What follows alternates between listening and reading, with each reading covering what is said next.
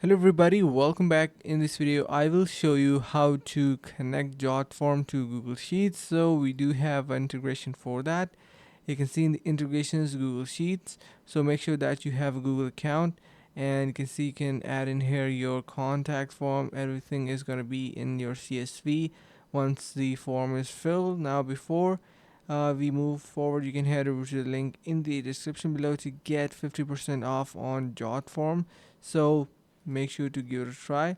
And yeah, so you can add it to a form using your Google Sheets. You can see it is now using a template. Let's just say I want this new registration, and it will be collecting information inside my Google Sheets. So once anyone simply choose to fill that form, it will be added inside my Google Sheet. Make sure to provide it authentication, connect your Google account, and you will be good to go.